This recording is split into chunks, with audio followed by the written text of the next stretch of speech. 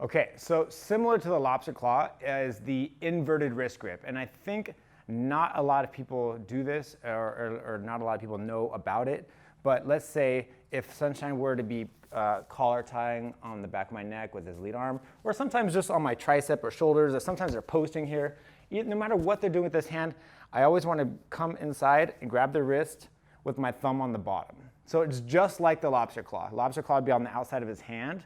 All we're doing is moving the grip up a little bit to his wrist, okay? And this is the inverted wrist grip.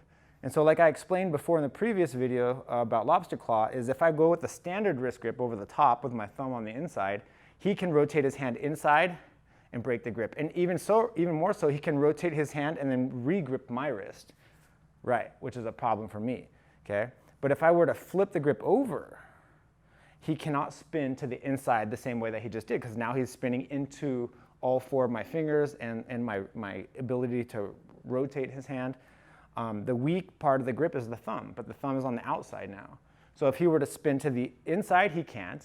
If he spins to the outside, he opens the arm. And again, he opens up a lot of space here for me to enter into his single leg or body lock, arm drag. There's a lot of things. It's not a good idea ever, basically, to open the arm up out here like this, okay? So anytime my opponent posts on me here, I just come right on the outside of his wrist. I put 4 fingers over the top. I push it down, and I usually just hold it here. I hold it here. And a lot of times the guy will try to shoot. Sometimes I'll switch my stance, and I'll let them go ahead and try to shoot nice and slow. But because they can't use this hand, if I just keep it stuffing it down and behind me, he can grab with one hand there, but it's not going to be enough. I'm not going to let him connect his hands. And it's usually very easy just to sprawl and kind of lean on the guy. Sometimes when we're sparring, I just let him kind of collar tie, kind of lean into him, and I just keep this wrist pushed down. And I don't let him use this hand for anything. And if he tries to open it up at all to break the grip spin, if he tries to open it up to the outside, well then I'm immediately on his body. And that's a huge mistake for him. So, and that's the only option he really has when we're dealing with the inverted wrist grip. So if we're sitting here, we're fighting and we're touching each other and he posts on my shoulder, that's the grip I want, okay? And then this hand is going to fight over here with this hand. Of course, if we can get a lobster claw on this side, that would be ideal. These are the 2 best grips that I love to use. Lobster claw on one side, inverted wrist grip on the other side, okay? And so I can torque his wrist. I can look for the arm drag. If he opens this hand, I can step into the single leg. There's a lot of options. And usually what I like to try to do is I try to find a underhook. Okay, so if I'm holding the wrist grip and the lobster claw and he opens up either side, a lot of times I'll release one and then jump into an underhook, okay? Generally I like it on this side, okay? And of course it depends on how they're standing and which leg or arm they have forward. But if I can invert a wrist grip and then torque his wrist, open the elbow a little bit, a lot of times I like to just come in here and enter with the underhook.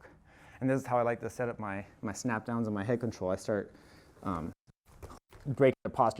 Eventually, I'm going to start tugging on this underhook.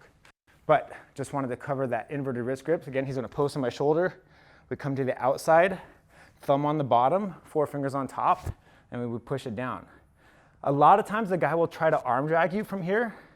Okay, go ahead and try to arm drag me. But if you don't release that wrist, it's not going to happen. Okay, and it's not an easy grip to break. Okay, so he can try to arm drag me as hard as he wants, but as long as he doesn't have that wrist, go ahead, try to take my back, Sunshine, really. If you don't lose that wrist grip, he can't get to your back. So a lot of my training partners try to arm drag me when I'm holding the wrist like that, but as long as you maintain that grip, you're okay. If you lose the grip, you're in trouble. But it's not a grip that slips off very easily. So one thing I like to do when I'm trying to seek out an underhook, okay, and I usually like to underhook on my left side, okay? So if I have an inverted wrist grip on this side and a lobster claw on the left side, if I can open his elbow a little bit, I can usually step in and take the underhook, okay? And then usually I start using this to break their posture down and bring their head into a position where it's easy to grab, okay?